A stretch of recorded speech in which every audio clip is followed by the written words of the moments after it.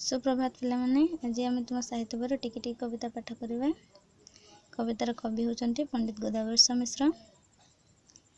टिकी टिकी टोपा पानी रे गढ़ा होइछे सिंधु, दिसु नाही सिना आखि की तार असंख्य बिंदु।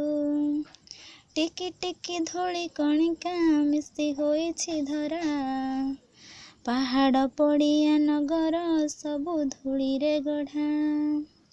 गोटी गोटी केते गछरे परा तियारी बन, एते लोक हित साधुछि एते बांटुछि धन।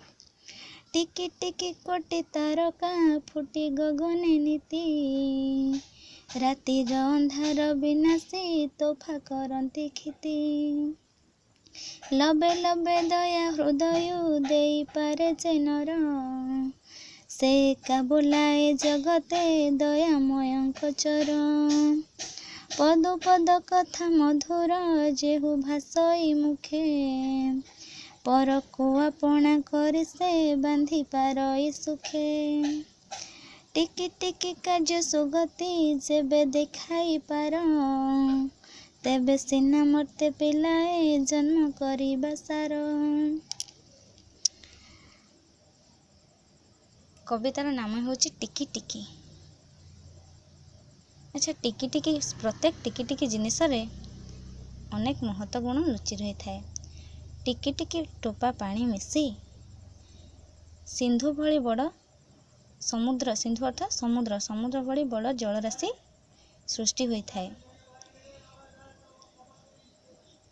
दिसु न थाए सिना आखि को छोट छोट एते छोट छोट बिंदु, किंतु समुद्र रे असंख्य जलबिंदु भरी रही थाए।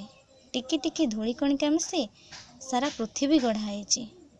एते बड़ पृथ्वी धरा कहले पृथ्वी, जहाँकि टिकी टिकी धूली कणिका मिसी गढ़ा होइछि। ए टिकी टिकी धूली कणा को नहीं पहाड़ पड़िया नगर केते कौन गढ़ा ही अछि। गोटे गोटे गछ मिसी गोटे बड़ जंगल बा बनर सृष्टि होई थाए, आउ जहाँकि लोक मानकर हित साधन करि थाए। जेपरि आमको आमर अनेक उपकारी गछ लगी थाए, जेमती आमको छाई दिए, अम्लजान दिए, आम पई ठीक समय रे वर्षा हुए गछ पई, आउ गछर फल फूल आउ विभिन्न अंश को बिकी लोक माने निजे धन उपार्जन करथांती। टिकी टिकी तारका आकाश रे देखिछ कोटी कोटी तारका थांती, जोटा कि बहुत छोट छोट से आकाश रे फुटी, गगन कहले आकाश रे फुटी थांती नीति, जहाँकि अंधार राति रे आलोक प्रदान करी, क्षिति कहले पृथ्वी को आलोकित करी थांती। लबे लबे दया हृदय देई पारे जे नर, से का बुलाए जगते दयामयंक चर।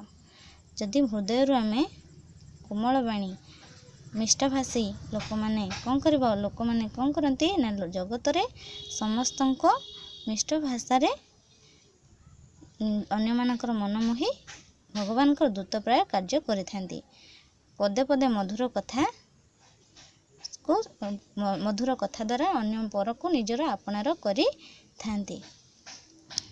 टिकी टिकी कार्य मिसी आमर बड़ बड़ कार्य साधन होई थाए, जहाँकि आमे संसार रे छोट छोट कार्य द्वारा बड़ कार्य हासिल करि पारू, सफलता पाई पारू, एवं मर्त्य रे आम समस्ते आम जीवन जीवन रे आम जन्म सार्थक होइतला बोली कहि पारंती।